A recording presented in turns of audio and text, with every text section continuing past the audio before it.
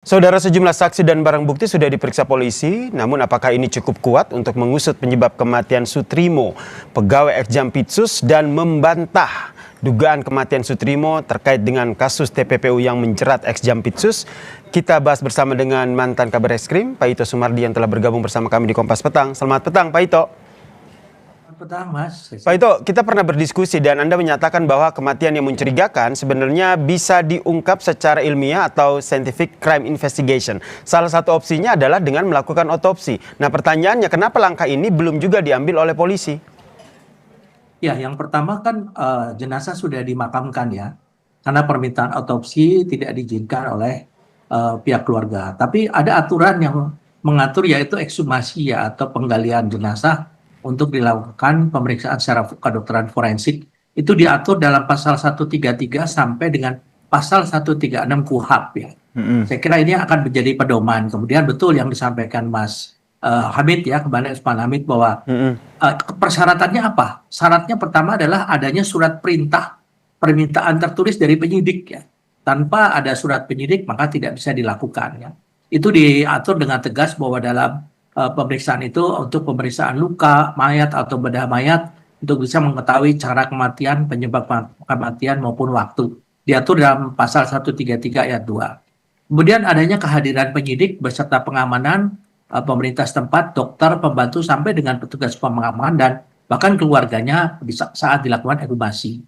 Kemudian yang paling penting di sini adalah bahwa secara normatif memang KUHP tidak mewajibkan izin keluarga secara mutlak.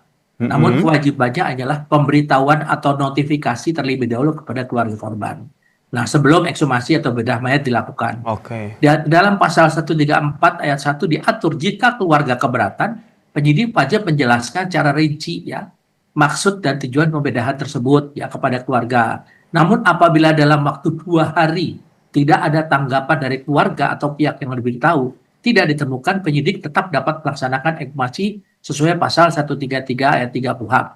Jadi kalau di dalam yang tadi disampaikan bahwa kalaupun keluarga keberatan tapi pihak kepolisian, karena ini adalah kasus yang menyedot perhatian masyarakat untuk menghilangkan spekulasi di masyarakat, karena kita kasihan juga kalau memang yang bersangkutan itu atau almarhum meninggal secara normal ya, atau kemudian dikait-kaitkan dengan kasus besar yang saat ini sedang diungkapkan, tentu ini juga kasihan juga ya, ini tentunya kita melanggar azas due process of law. Tapi kalau ini terkait, tentunya ini akan bisa menjadi bahan bagi penyidik yang sedang menangani kasus besar ini, sehingga spekulasi publik ini dapat ditepis ya.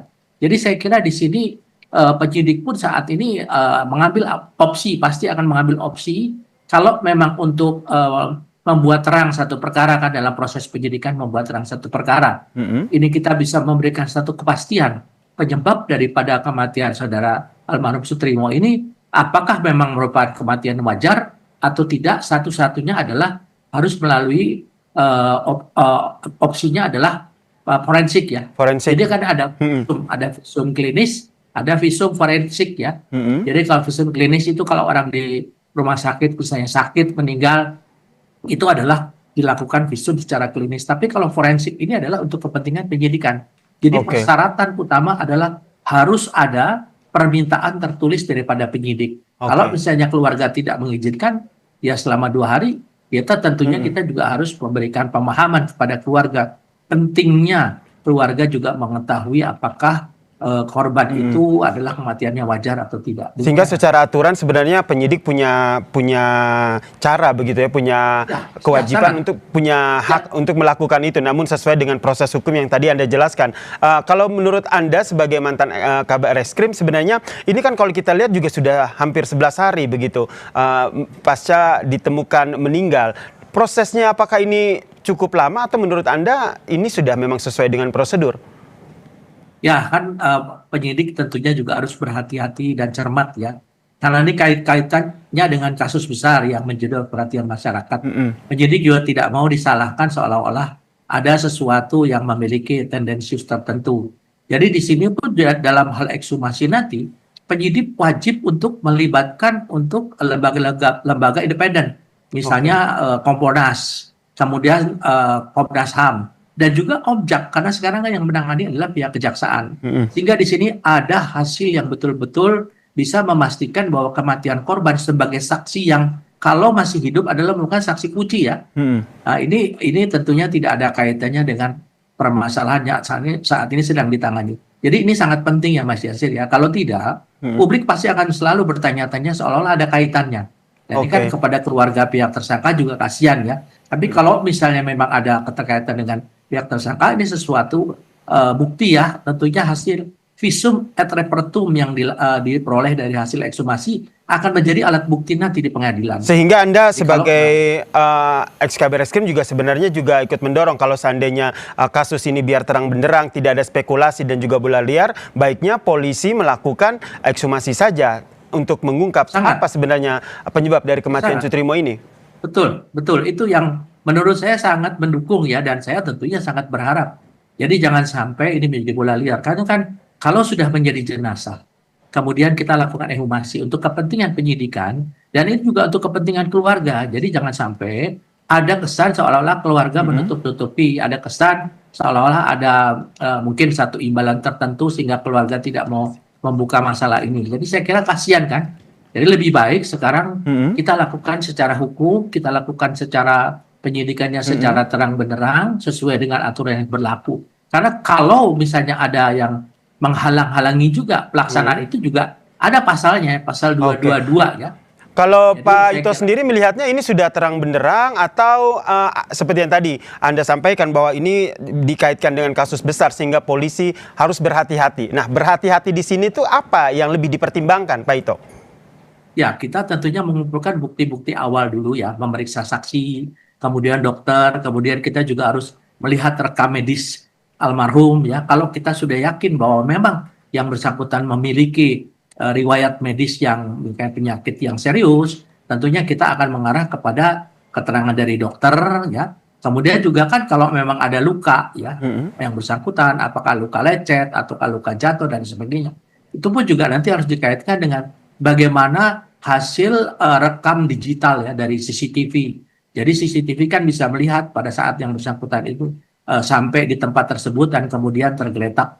Dan siapa yang memeriksa, siapa yang membawa dengan ambulannya dari siapa, bagaimana sampai proses sampai ke rumah sakit.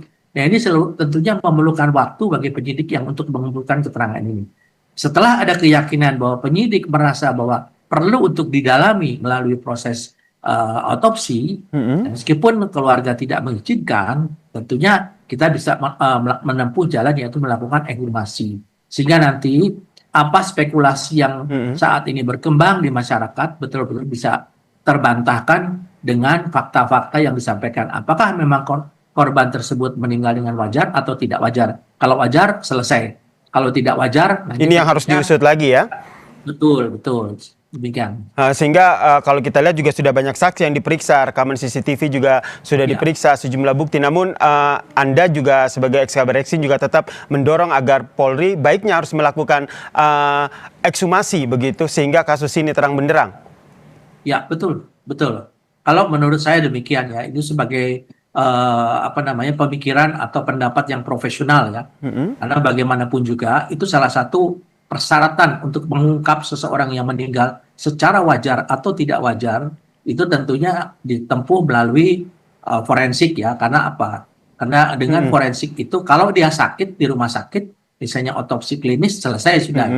Tapi kalau dia meninggalnya itu bukan di rumah sakit, apalagi sekarang dikaitkan dengan kasus besar yang sedang ditangani, tentunya hal ini juga memerlukan kepiawaian dari penyidik untuk bisa mengungkap kasus ini dan memberi secara kejelasan kepada masyarakat, menghilangkan spekulasi apakah korban meninggal dengan wajar atau tidak wajar. Jadi bagi saya pendapat profesional Pak saya Ito, ini harus dilakukan. Termaksud menyampaikan juga ke publik terkait dengan hasil penyelidikan sementara terkait dengan hasil lab 4 yang sampai saat ini juga belum disampaikan ke publik, kemudian hasil analisa dari CCTV yang hingga saat ini juga belum disampaikan ke publik. Menurut Anda ini juga harus disampaikan ke publik begitu sehingga bisa meredam spekulasi ini? Ya, begini. Dalam satu proses penyelidikan itu kan ada penyelidikan yang baru setengah jalan dan penyelidikan yang lengkap. Kalau penyelidikan setengah jalan disampaikan akan menimbulkan spekulasi baru. Nah, sehingga ini yang tentu penyidik juga akan menghindarkan. Penyidik akan harus memiliki satu keyakinan bahwa fakta hukum yang ditemukan berdasarkan scientific crime investigation atau penyelidikan secara ilmiah ini betul-betul dapat dipertanggungjawabkan secara hukum. Karena kalau misalnya penyidik menyampaikan sesuatu hasil yang tidak sesuai dengan kenyataan, tentunya ada konsekuensi ya terkait masalah profesionalisme daripada penyidik ataupun mungkin ada tuntutan dari keluarga.